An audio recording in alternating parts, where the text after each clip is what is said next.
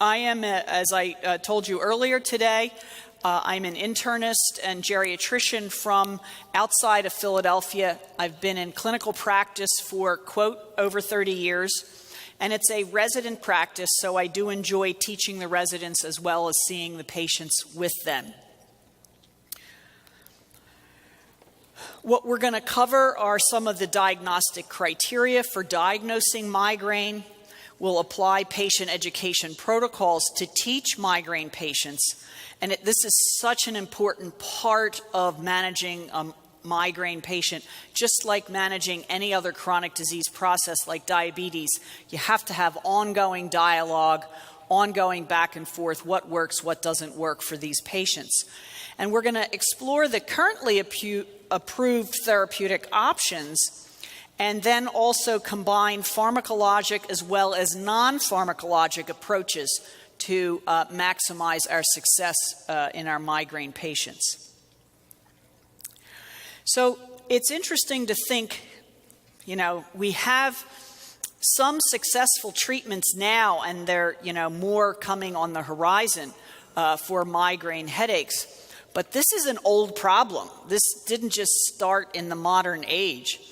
The way they used to treat 7,000 years ago was they took a stone chisel and basically put holes in the scalp, in the skull, and this poor soul actually went through this twice, okay? They lived, you're right, and lived to go through this. Maybe this was the more modern version where the hole isn't quite as big. It looks to me like you could have stuck a finger in this one. But Hippocrates wrote specific instructions. Talk about do no harm to your patients. Hippocrates wrote how to perform this trepanation management back in the day. So I think we've come a long way. But when we think, if you haven't had the pleasure or displeasure of having a migraine headache on your own, or having a family member and watch them go through it, it is quite a significant burden on that individual. If you look at the 7-class disability rating system, you have disability class of vitiligo on the face not being anything like below knee amputation, not being anything like blindness, but severe migraine is right up there with quadriplegia. So it is definitely a devastating problem if you have these severe attacks, and there are ways that we can manage these more successfully. So why should we care about migraines? Obviously, some of the reasons I mentioned. These patients are at higher risk for decades for increased medical needs. And it's the 4th leading cause of disability in women worldwide. 14% transform to chronic migraine, which, if you think acute migraines are bad, having chronic migraines are definitely something that we want to try and get the patient out of that pattern, and we'll hear about ways to try and do that. So let's look at Sarah. She's a 31-year-old mother who's coming in asking for help for her sinus headaches. She's been getting them for several years, but they're occurring almost daily now. They're predominantly frontal and maxillary in location. They're not throbbing. She takes acetaminophen almost daily, along with pseudoephedrine preparations and also occasional antihistamine when she also has watery eyes and nasal congestion. So we really have to step back and say to ourselves, at least, if not out loud, so are these really sinus headaches? And let's go back to the basics of history and physical. When did she first start getting headaches? So she's having them almost daily now, but what was her pattern when she first started having headaches? Because that gives us a big clue. This doesn't look like a migraine, but maybe when she was in her teens or 20s, she had headaches that really looked like migraine, and now the pattern has changed into almost a chronic daily headache that she's having. Are there certain exacerbating triggers or factors, neck position, alcohol, sleep, coughing, things that we should inquire and make sure that we're not missing some other reason for her headache? Where is it located? Is it always one-sided? Migraines, of course, can be bilateral. I think everybody thinks, oh, it should just be on one side, but 40% of the time they are bilateral. How disabling is the headache? And that's one of the features of a tool called ID Migraine. It's one of the 3 questions to ask how disabling some of the headaches are. So we'll see that in a moment. What is the nature of the headache? Is it pulsatile, steadily increasing? And then, of course, are there associated symptoms like visual, the aura? If somebody comes in describing that classic aura, that is helpful for us to say, oh, well, this must be a migraine headache. They can have, and we should make sure they don't have, motor symptoms. They can have sensory symptoms, paresthesias. They can have the queasiness, the GI side effects, and the nasal congestion that makes it look like a sinus, but we know now not to go down that path of saying, oh, it must be a sinus headache. I like to observe the patient. If I don't see them walking into the room, because they're already usually roomed in our busy practices, I'll kind of just observe their body language. Certainly you're going to do a physical and check for sensory, check for motor, feel for any trigger points, palpate the back of the neck, palpate the temporal area, see if the neck is stiff, especially if they're coming in with a severe acute headache. I'm always trying to get the residents to do a fundoscopic exam. Let's say you have somebody who presents with increasing headaches for the last week or two, or even a month or two. Their body habitus might suggest, they might have papilledema, increased intracranial pressures. So let's do a fundoscopic exam, look at those arteries and discs and see if you get any clues from there. And then see whether they have any TMJ, have them open and close their mouth, especially if their headache seems to localize over that a temporal or jaw area. So the indications for diagnostic testing would include our red flags. And there is a SNOOP mnemonic, systemic symptoms, the fever and weight loss, secondary risk factors like HIV, cancer, neurologic signs or symptoms that, of course, is really strikes us. Onset of a new, sudden, worst headache of your life. And I love the definition of older, over the age of 40. But think about it. If you see somebody who never, ever had headaches as a teen or young adult that seemed like a migraine, and they're coming in for the first time at age 45 with a new headache, that's a red flag, and that would prompt some diagnostic testing to occur. And that's why it's so important to find out, well, what's the history of their headaches? Because patients come in and, they're in the last several months, they're having headaches maybe almost daily, but you want to be reassured by what pattern they may have had in young adulthood, and that is an important history to obtain. The other thing we'll see in a moment is patients can have all different types of headache that are actually migraines. They can have tension type headache sometimes, and sometimes they have the rip-roaring headache. So these are important questions to ask the patient. So diagnostic testing is indicated if any red flags are present.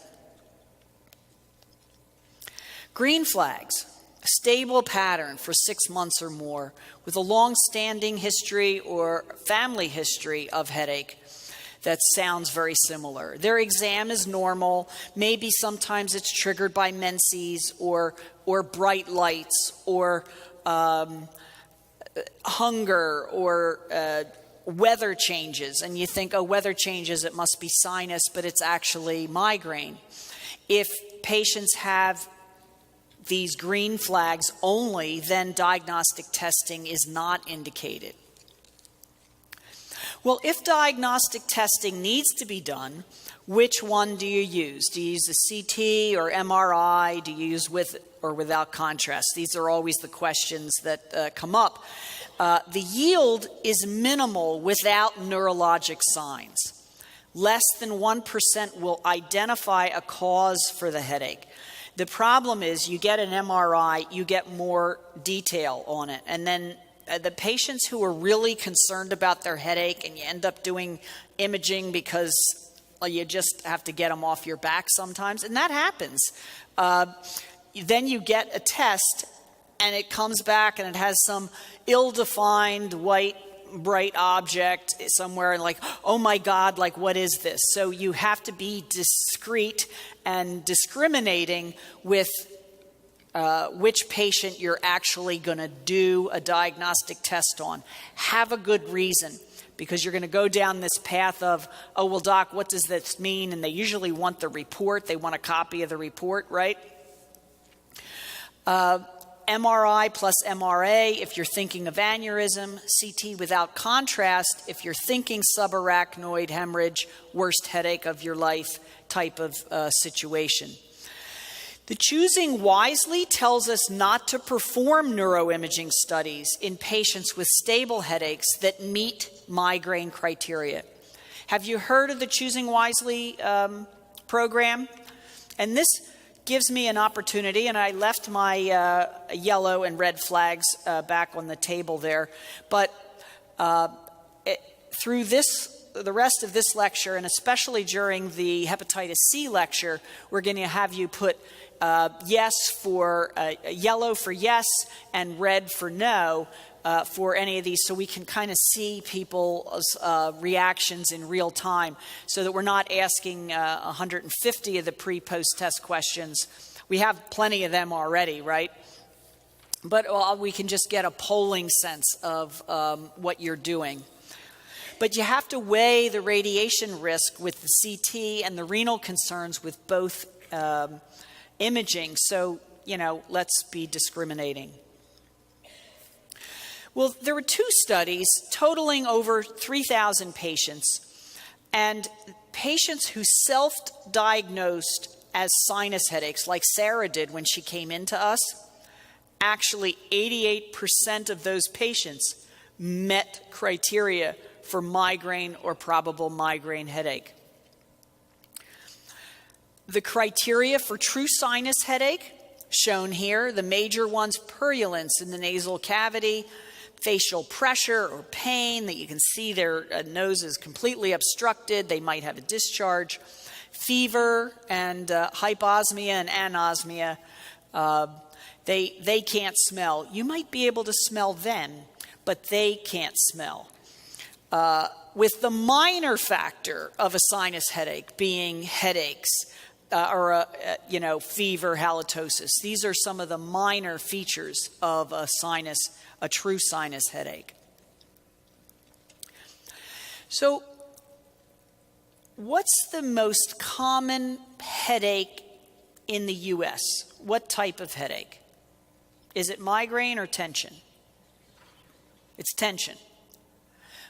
But the most common headache that we see based on patient diaries, because the patient took off from work and scheduled an appointment to come and see you because they're that miserable, 94% of those are actually migraine headaches. So most patients won't take off from work to see you for an appointment because of a tension headache, but they will for a migraine. So recurring moderate to severe headache is actually migraine, not sinus, not tension, until proven otherwise. And we know the criteria, and it's going to be there for your reference. Migraine without aura, you need to have at least 5 attacks with at least 2 of these, unilateral pulsating, moderate to severe, where it's aggravated by or causing avoidance of routine physical activity. A patient with a tension headache may take their kids to the soccer game. They might not like it, but they'll take their kids and do do different things. But a patient with a migraine really doesn't want to have to stand out in the sunlight while their kid runs up and down the field. They would much rather go into a dark, quiet room and see if they can get that headache to go away. So that disability is an important criteria for a migraine headache. Migraines with aura, classically, they're visual, but they can be sensory. They can be associated with a dysphasic speech. I don't know if you saw several years ago a reporter on live TV basically talking jibber jabber, and they actually rushed her to the hospital thinking she had a stroke. She was young. When I saw it, I said, oh, she has a migraine. So, dysphasic speech can be an aura for some patients. Now, and they can have multiple different auras, but everything should kind of resolve within 60 minutes. So if symptoms last far longer than an hour, that is appropriate to evaluate that patient or have them go to the ED until you see that this is their pattern. But the first time it happens can be quite scary for the patient, and appropriate evaluation needs to be done. Here's someone who's just drew some pictures of what their auras look like, classic wavy lines. I always say, having had this visual aura, it looks like heat rising from a really hot road or a barbecue pit or something. You can have these bright lights, big purple dots through your visual fields. So understanding the patient with migraine then, they're not having migraines and tensions and sinus. They have migraine headaches. So this shows that sometimes a patient may just feel a little bit lousy, but maybe not even get a headache. They might have an aura without a headache. They might have this tension type headache. Sometimes then they get their true migraine, and then every once in a while they have one of these rip-roaring, full-blown migraines that also includes some of the physiologic processes written on the side here, including central sensitization. Patients will say that, I didn't want to wash my hair today, or I didn't want to comb it because my scalp hurt. Yes, their scalp does hurt. They've kind of crescendoed into this central sensitization, causing just discomfort just with touching anywhere on their scalp area. So our most important tool to prevent chronic migraine is controlling the episodic migraine effectively through early diagnosis, telling the patients what to do, giving them acute management, but not overuse of acute management, and then regularly schedule follow-up visits to go through how are they doing with the management you've offered. Nausea is the most important symptom identifier. Tension headache doesn't really cause nausea. Some people have, photophobia, I agree, seems like it's the classic thing associated with migraines. But nausea is the single most important symptom identifier. So now we've kind of mentioned the 3 different symptoms and the ID migraine. This is the tool I use. I'm in a primary care setting. I don't have time to administer a whole bunch of other different things.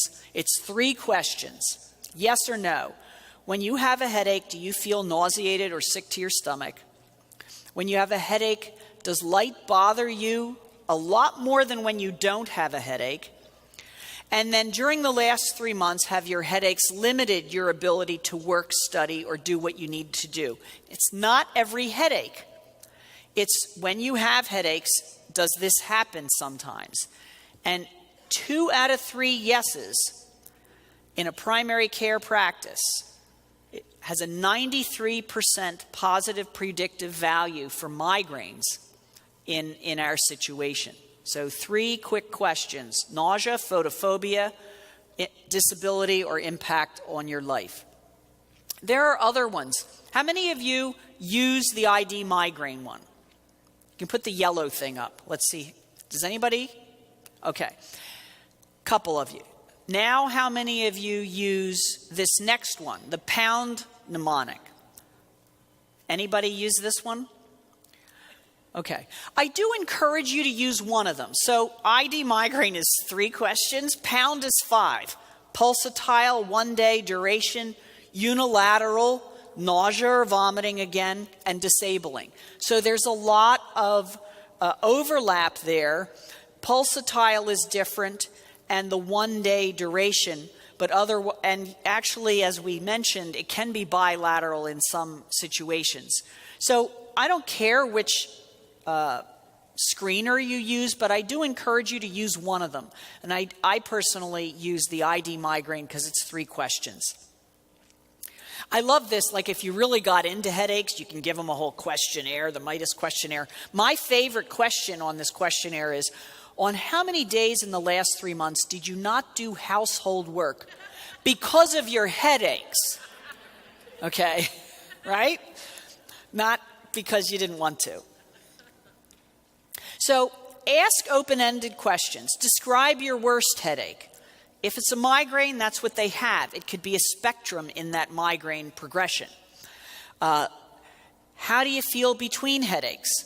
If it's not normal, and some patients don't get to the point where they're having headaches 3, 4, 5 times a week, they may have transformed to a chronic migraine, and we've got to treat them aggressively to get them back to where we can treat their acute headache successfully. So use a migraine screener like the ID migraine, and remember, what is the most important symptom identifier? Nausea, right. So just some quick background on what patients will tell you, what symptoms they have, and they may not always have the headache. They just might have this prodrome where they just don't feel well, and they have some cognitive difficulty. Someone who gets menstrual migraines, we can see that they have some fluid retention or their mood changes. They just don't feel well. But even guys can have this. And they might have the aura, which I think is easy for us to identify if it's a visual one. Mild headache, it could just be a dull headache. It looks like tension. Again, though, they can be achy. They can have fatigue. They can progress to nausea, vomiting, photo or phonophobia, and sometimes smells will trigger them. Again, fatigue here. And they might have what looks like a cold, rhinorrhea. And they're cognitively, they just don't feel right. And then even when you treat them, and this is interesting, they can take an acute migraine abortive medication, such as a triptan or an NSAID, and it might take the headache away, but they may still feel, they just don't feel right, and they still might not have full concentration ability like they would if they didn't have a headache. So I think I've belabored this, that the patients can have a spectrum of different types of headache, and we really want to treat them promptly to restore normal neurologic function and prevent this evolution to chronic headaches. So how do we do that? How are we going to manage our acute migraines? Migraine is a chronic disease, and the treatment has to evolve. Sometimes the patients can do well on something, and then maybe they morph, and we've got to maybe switch things up or change their preventive medication.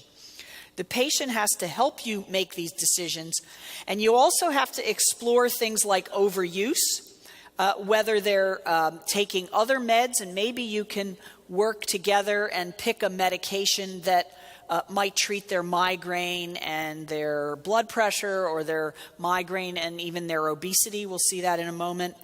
But, sometimes patients will discontinue treatment and you don't know it till you have them back. So you have to work with them. So the patient is, the 50-50 partner in this collaboration. where they have to start recognizing their triggers. Let me go back one. They have to maybe keep a diary, and then we have to know the evidence and know what to do for these patients. So we're going to go through this toolbox. First off, we have to establish a realistic expectation that with prevention, we might get about a 50% reduction in headaches. And with acute treatment then, we should reduce their headaches by about 70% with acute abortive therapy. We are not going to cure them. If we did, we'd all be lining up for a Nobel Prize. So it would be great. And most patients are very grateful, in fact, if you can lower their headaches back to a manageable level and not have them have headaches, at least half their lives, which some patients with chronic migraines have. So you have to have them participate in their care, but equally important is to have them accept that some treatment side effects are inevitable. How many of us have had a patient come in and you say, okay, well, I'm going to give you amitriptyline. Oh, I get dry mouth from that. Oh, I'll give you a beta blocker. Oh, that made me a little tired. Oh, I'm going to give you this. You know what they're digging for? That Percocet helped that their neighbor gave them. So you have to figure. And here's what I tell them all the time. Like I usually am inheriting patients that from another practice and their insurance changed. I have basically managed Medicaid, Obamacare, I don't know what's going to happen, and some self-pay patients till I can get them on, some type of insurance. But, they're saying, well, the only thing that works for me is, and that's where we're off to a rocky start right there, because I need to work through and see whether it was a side effect that we may just have to put up with, putting a bottle of water on the night table and, just adjusting things a little bit. Acutely, you want to treat early. You want a patient to take something early in the course of the headache before it gets to be a rip-roaring one. And most migraineurs can kind of tell that, wow, this one is just going to be, one of my greatest of all time headaches. You want them to take that treatment early, but I don't want them to treat headaches like that more than twice a week or 9 days per month. And it's highlighted there for a reason. I'm going to really offer prevention strategies and then those regular follow-up and tweaking of the drugs and possible combinations. So Roger, let's look at Roger. He's 31-year-old CPA. He has a history of very occasional migraines since his early 20s. He manages that with a triptan.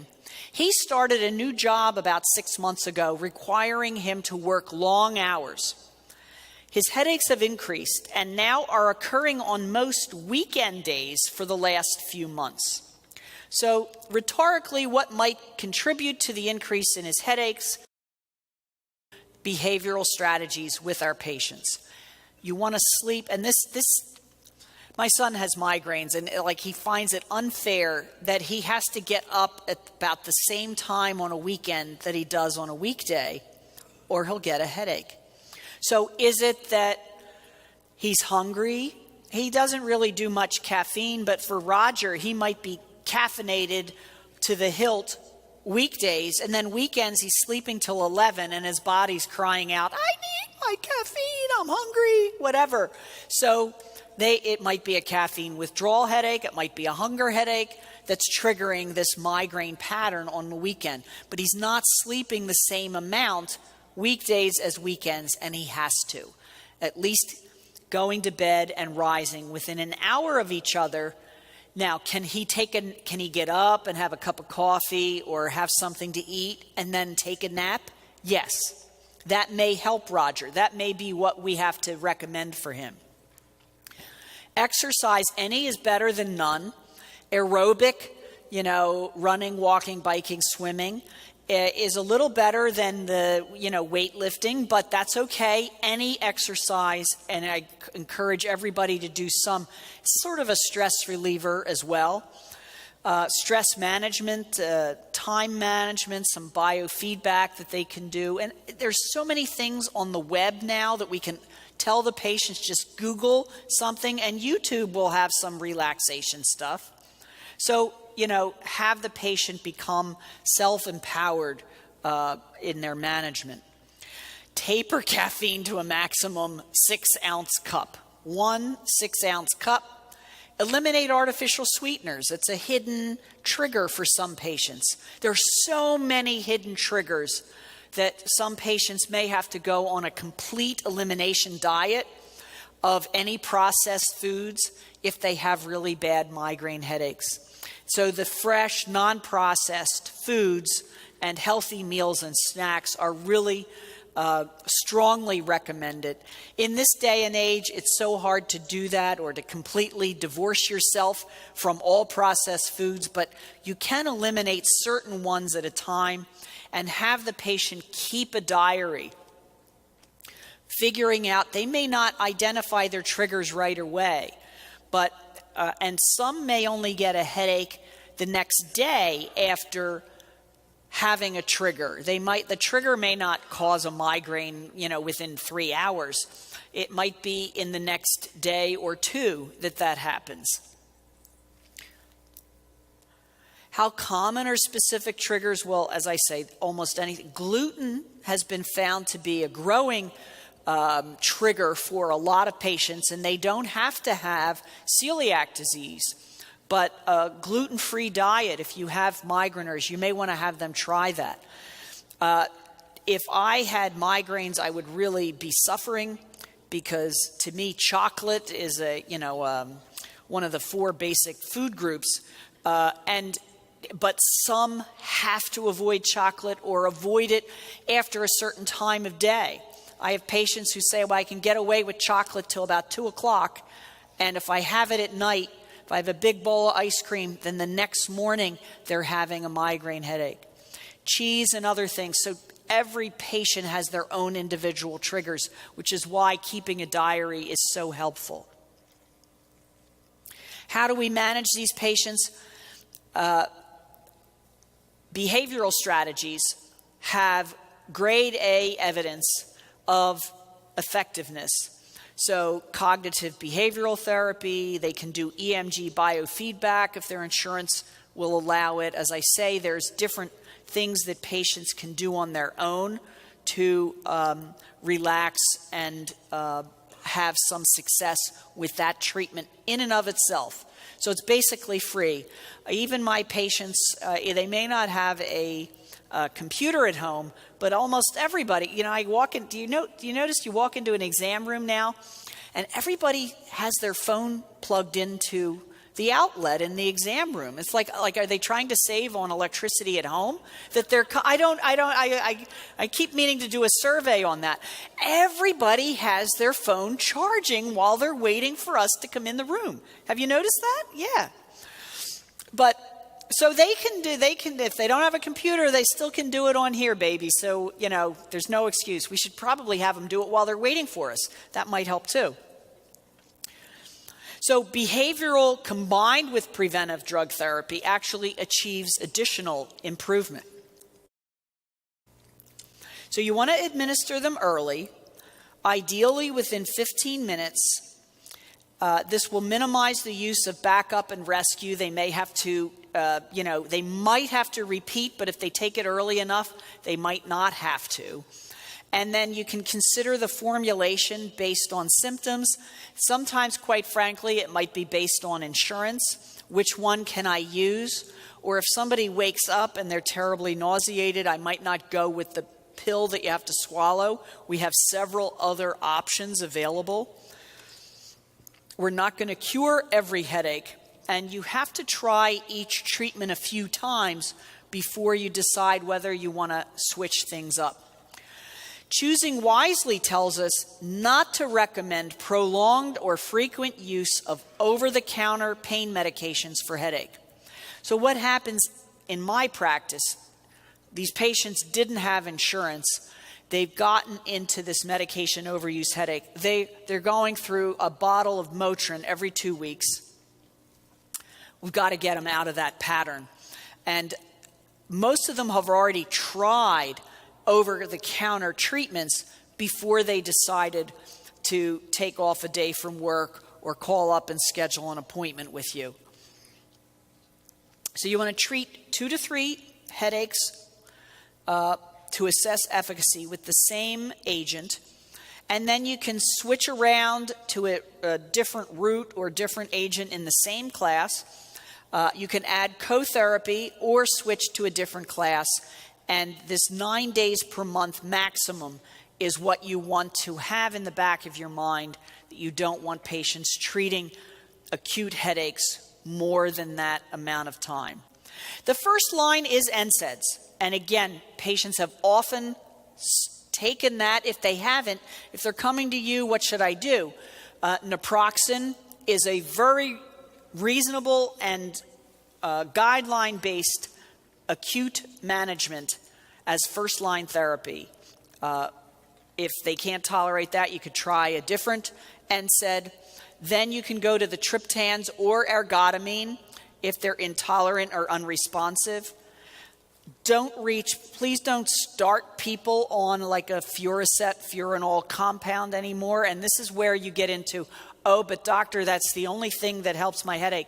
And then if you really investigate or call different pharmacies, you find out they got 30 from him and they got 20 from the ED, and I'm seeing you shaking your head over there. This is what happens. These patients become addicted to butalbital compounds. And I've had to send a couple of patients for inpatient detox because they were that hooked on these agents. Little evidence for isometheptine, the Migraine type of compound. Opiates are reserved for use when others cannot be used, and holy crap, I really don't like to go there. It worsens central sensitization. Metoclopramide can be recommended for oral therapies as a prokinetic. Sometimes I'm asked whether other agents like ondansetron can be used, but it's not really recommended because of some QT effects. So metoclopramide is the one in the European literature that you can use perhaps as an add-on as a prokinetic if there's gastric stasis. And the choosing wisely again tells us don't give opioid or butalbital containing medications as first line for recurrent headache disorders. So which triptan do we pick? You start with the formulary agent. That's really going to be the path of least resistance. There are several generics now available. You can choose, there's oral, there's a wafer, there's a nasal, there's a breath-powered that delivers it, there's a sub-Q.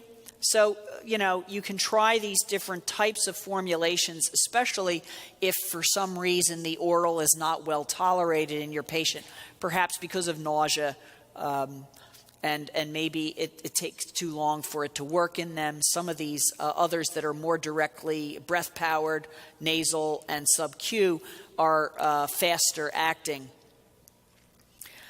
You're going to avoid triptans if you have 3 or more cardiac risk factors or uncontrolled hypertension.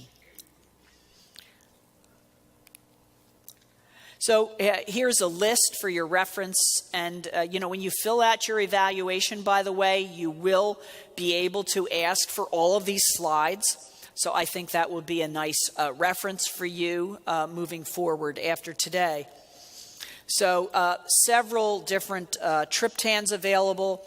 The sumotriptan I mentioned probably has the most different types of delivery devices, but zolmitriptan has orally dissolving, a nasal one. Nara with some oral. Ryza has was probably the first one with the orally dissolving formulation in addition to the oral one. So the rest are mostly oral agents. So you can also consider drugs that might complement each other. A triptan and an NSAID, and that is available. It is FDA-approved product. that you can give, or you can have them take it individually, but together. The acetaminophen aspirin caffeine product. You can have them have their NSAID with a little caffeine. Interestingly, caffeine can increase the rate of absorption of some of these medicines. Metoclopramide will help if there's a lot of gastric stasis too, but maybe just taking it with a cup of coffee might enhance the absorption. What about migraines in pregnancy? Fortunately, most migraineurs will note a decrease in headache frequency after the first trimester. Somebody with brand spanking new headaches in pregnancy should have a workup of some type. If they never had migraines before and now they have migraines, it may still be migraines, but we really should rule out other etiologies. You're going to optimize trigger management and non-pharmacologic treatments, massage and relaxation. You can use acetaminophen or metoclopramide, and you can even use NSAIDs before the third trimester. And triptans can also be considered. Now, if prevention is needed, propranolol and verapamil has some data in a migraineur. Magnesium is also listed because it seems like you can give magnesium to a pregnant woman, but I could not find good data to like a study looking specifically at magnesium. But I will give all my migraineurs magnesium co-therapy as one of my prevention treatments for them. It's not just more episodic migraine, and I'll show you an interesting graph in just a second. So it's headache, whether it's tension type or I just don't feel well and I'm going to take a little, maybe I'll take an acetaminophen one day or I'll take a, ibuprofen one day. They just don't feel right. Headache on 15 or more days per month for 3 months or more. It is a headache that occurs in someone who already is known to have the usual kind of migraine attack, where they might have pain for 4 to 72 hours, and then the headache goes away, and they're fine in between. That might have been their pattern before. Now they've morphed into a chronic migraine. It can be reversed. It's challenging to get the patient to do what you're telling them to do, but the goal is to revert them back to episodic migraine where we can manage them more effectively. So on this side, you're going to see episodic migraines, and here we're going to evolve into chronic migraine. So here's our normal baseline, and then mild, moderate, or severe impairment. Episodic migraines go back to normal, and chronic migraines, they get more frequent headaches, and they don't get back to normal anymore. So let's look at this graph now. See? It's nice to have a patient get back to this normal pattern. Here, it's funny, it doesn't seem as bad because the excursion isn't as bad, but they're feeling lousy all the time. And what happens is you get medication overuse somewhere in here. You get this sleep disorders and IBS, and we say, oh God, this patient has migraines and irritable bowel. Like, this is a pattern. And they're feeling lousy. They're not sleeping well. And then they get into mood disorders. Oh, and they're depressed. Well, I would be depressed, and I think you all would as well, if you had headaches and felt this lousy all the time. So our goal is to push the patient back to where they still have headaches, but we can treat these, and the patient is normal in the interim. That's really our goal of treating chronic migraines. So we have to institute behavioral strategies and prevention medications. There is one FDA-approved treatment specifically for chronic migraines. It's onabotulinum toxin, or Botox, approved for prophylaxis of chronic migraine of 15 headache days a month or more. What they found was the patients had 8 to 9 fewer headaches compared to 6 to 7 fewer headaches with placebo 31 injections given every 3 months into all of these sites. And there is a box warning about causing weakness in distal areas that can occur with the botulinum toxin. So this is approved if we can't manage them otherwise. But one of the big things is to try and take away the offending agent, and that, as I say, is a challenge. So for prevention, this guy wants to have an ounce of prevention. Many patients qualify for it, but few are chosen for it, so we really want to try and offer prevention early. Our goals are to reduce that disability and medication overuse. You want to institute preventive strategies. If they have to take off, if they only have 2 attacks a month, but they've got to take off 2 or 3 days a month of sick days because they have to curl up in a dark room, you're just not going to get a vacation then. So let's have them enjoy the time off that they do get and try not to get into this pattern. So we want to think of offering preventive medication. I will give it for someone in whom I might feel uncomfortable giving. Triptans, like a hemiplegic migrainer, someone with a prolonged aura where you're worried about vasoconstriction causing perhaps more permanent damage. Some of the acute medications are pricey.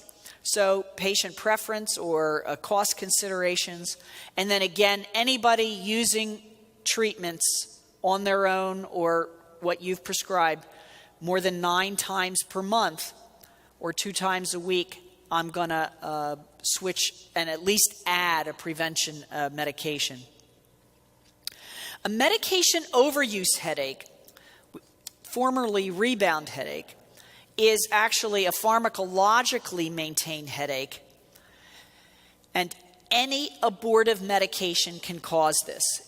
They're taking, the ibuprofen 4, 5, 6 times a week, or they're waking up and they're saying, oh, I don't want a headache, so I'm going to take this. This is how these patients get into this pattern, and you've got to have them stop it.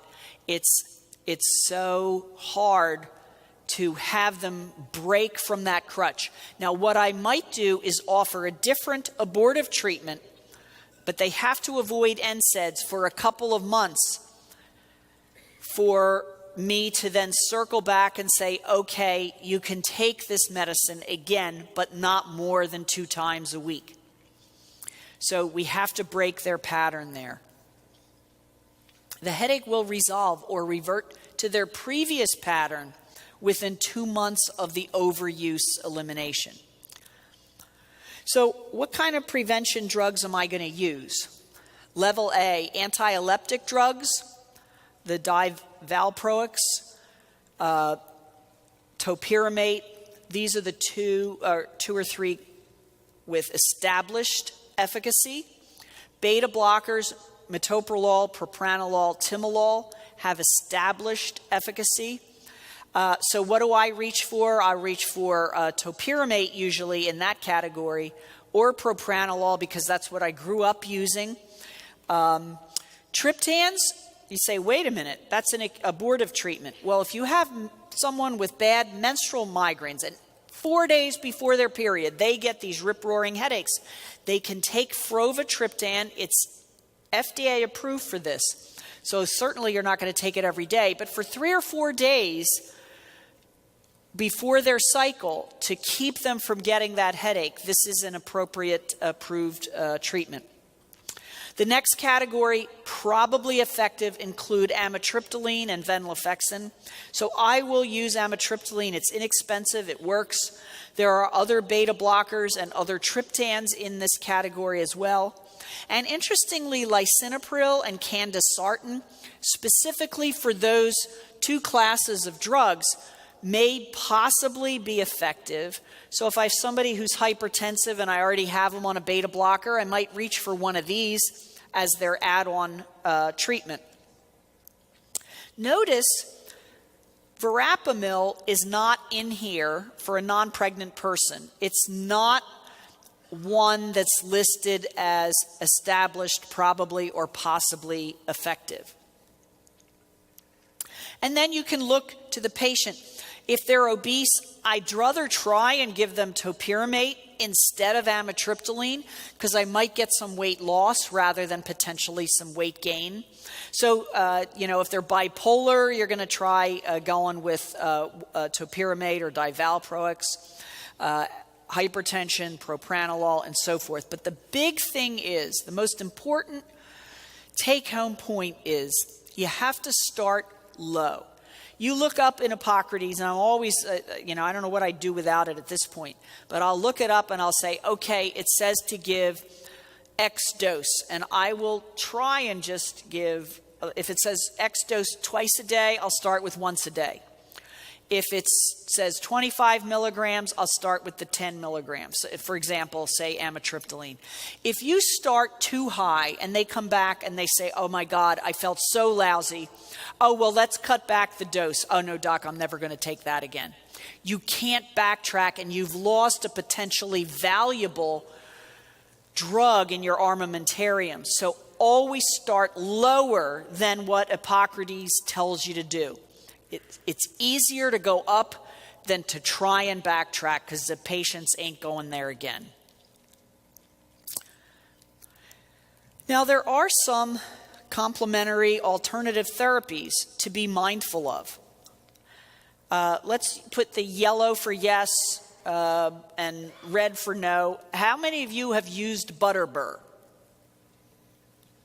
I got a no, I got a couple of no's, I got a couple of yeses. Not a lot. Interesting. This was reviewed, and the reference is down there. It was reviewed in Neurology 2012. And the studies for Butterbur, and it was about 75 twice a day, show established efficacy. Probable efficacy, though I don't like to use NSAIDs daily because you run into a different problem. But you could, in some rare situations, go with that. I don't like to use it. I'll tell you, I'll use Butterbur if a patient is willing to buy that because it's not covered by insurance. I'll use magnesium 400 a day and riboflavin 400 a day. Those are often covered by the patient's insurance. So these are the go-to. If I'm writing for propranolol or amitriptyline or whatever, and I can tell in my practice whether I saw the patient before for migraine headaches because they're going to be on magnesium and riboflavin. Vitamin D, although not reviewed here, I have seen other evidence. What the heck? It's safe. It can be helpful for a variety of reasons, but certainly magnesium and riboflavin are things I reach for in addition to other prevention. And then finally, we have to think outside the box a little bit.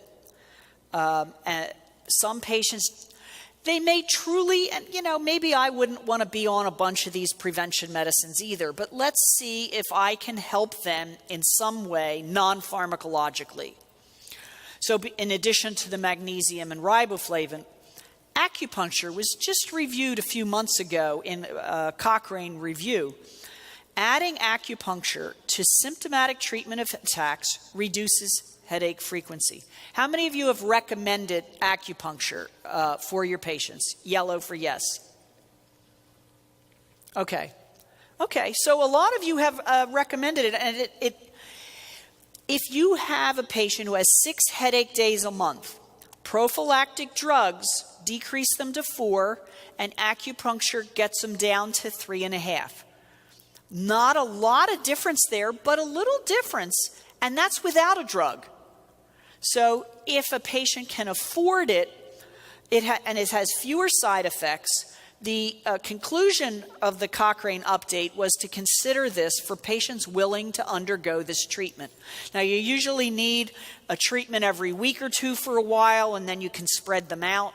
But I find that it can be beneficial for some patients. Now, I believe you have an osteopathic school near here. Is that correct? Yeah. So osteopathic or spinal manual therapy has been shown in a, no pun intended, head-to-head trial in 200 patients comparing osteopathic manipulation to amitriptyline, 8 weeks of each, had equivalent efficacy. It wasn't better in combination. I was a little surprised at that. And the efficacy is better 4 weeks later in the spinal manipulation osteopathic group after both therapies were stopped. And it was better tolerated than amitriptyline. How many of you have recommended osteopathic or spinal manipulation? Yellow? Okay. Good. I encourage that. We have an osteopathic school 3 miles from where I practice.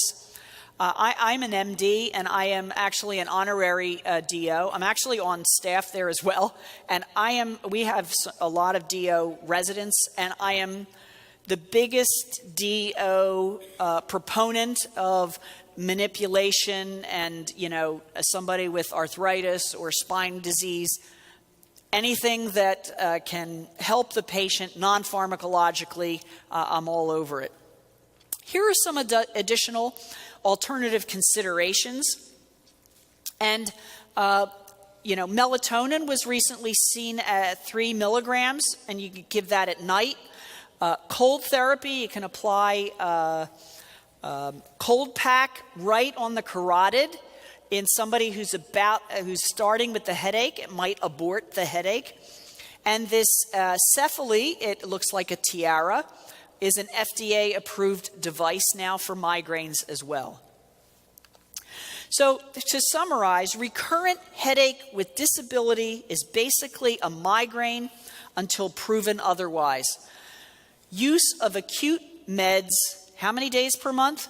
9 or more days per month, can lead to medication overuse. So we want to not use aborted therapy more than 9 days per month.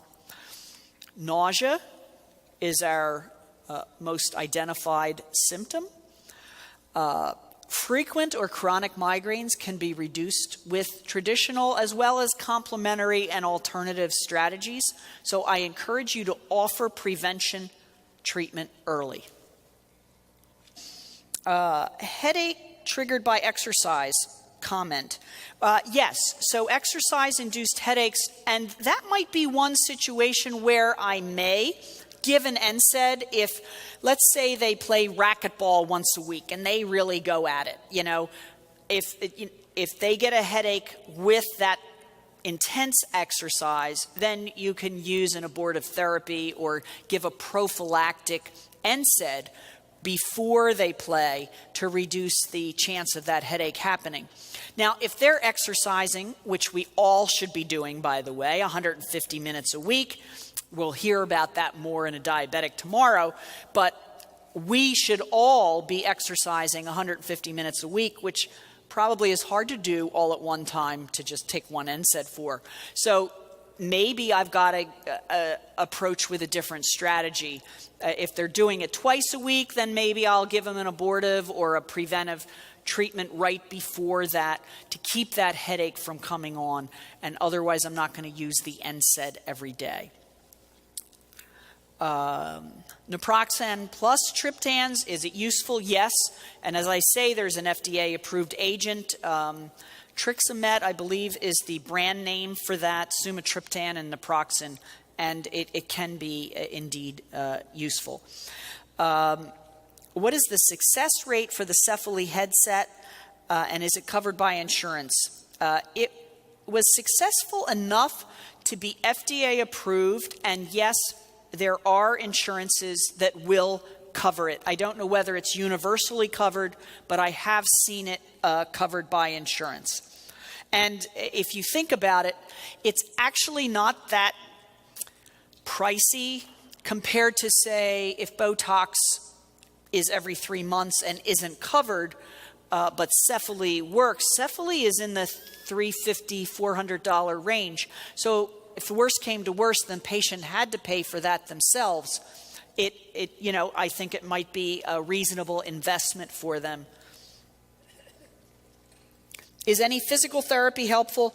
Oh, absolutely. And, anything that might help with cervical neck movement, and, they might have some trigger points that the therapist could work on. That is helpful. I think having a patient even exercise in general, as we mentioned, can be very beneficial. But specifically targeting, and not just physical therapy, but again, I'm going to really give a plug for the osteopathic manipulation, because they may find that, spinally they are not quite aligned. And then there's stuff that I have to say I don't understand, but it works. And, we have these different suture lines in our skull, and actually, if they're off, they can contribute to migraines. And the osteopaths, if they're very good at cranial therapy, can actually remarkably help patients' headaches improve. So it is definitely worth trying some of these alternate avenues. What are the side effects of excess days of triptans aside from addiction to the drug? Well, that is the problem. They will basically get a headache any day they don't take the triptan or the butalbital compound or the acetaminophen. All of these agents have been associated with medication overuse headache. So it's just not like, is it good to take a triptan? The serotonin syndrome, say if you take it with an SSRI, is probably overrated. But maybe if you're doing high-dose SSRIs and a triptan every day, that could be a big problem as well. So I'm going to take one last question. Which should it be? How do you treat acute migraine headache in the office, especially with a Toradol allergy? I will actually sometimes put oxygen on them. I don't know if you have oxygen in your office. It works probably a little bit better with cluster, but I will give that. I have had to resort sometimes if somebody's in like a status migraine. Sometimes you have to go with steroid therapy if you can't go with something like Toradol for them. You could give them metoclopramide. You can give them any other agent. It doesn't have to be Toradol, but sometimes you have to attack them with more than one modality. So I'm going to thank you for your attention.